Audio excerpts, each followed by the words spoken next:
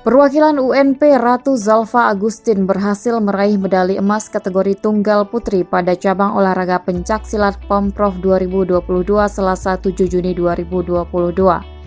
Ratu sukses mengalahkan Fisti Fitri dari Setia Adabiah, sedangkan peringkat ketiga diperoleh Nur Sintia dari Isi Padang Panjang. Ratu Zalfa Agustin merasa bangga dan bahagia bisa mewakili UNP dalam ajang Pemprov kali ini dan berharap bisa mempertahankan juaranya pada ajang Pomnas nantinya.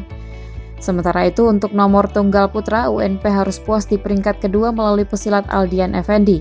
Aldian harus mengakui keunggulan wakil Politeknik Negeri Padang Hilpendra di tempat pertama.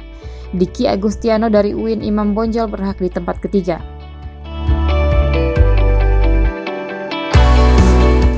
Untuk nomor ganda putra, kontingen Isi Padang Panjang berhasil sumbangkan medali emas melalui duet Muhammad Iqbal dan Anjal Rahmana Putra.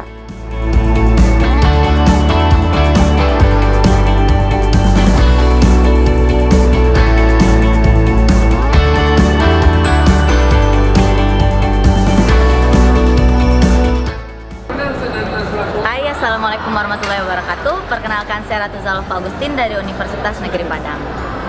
Perasaan mendapatkan medali emas, pertama bangga bisa mewakili UNP untuk ajang Pomnas di bulan November, dan harapannya semoga tetap mempertahankan juara ini di ajang Pomnas 2022. Motivasi untuk teman-teman, yang pertama pasti latihan, karena tanpa latihan nggak mungkin kita bisa juara, dan juga kalau hanya latihan tanpa doa dan usaha, tanpa doa tentu tidak bisa juga. Jadi berusaha dengan diiringi dengan doa.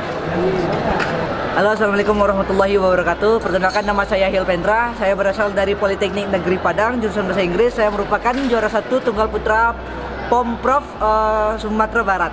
Perasaan saya sangat senang karena ini merupakan kali pertama saya menang di ajang Sumbar dan berhak mewakili ke nasional di tingkat yang resmi.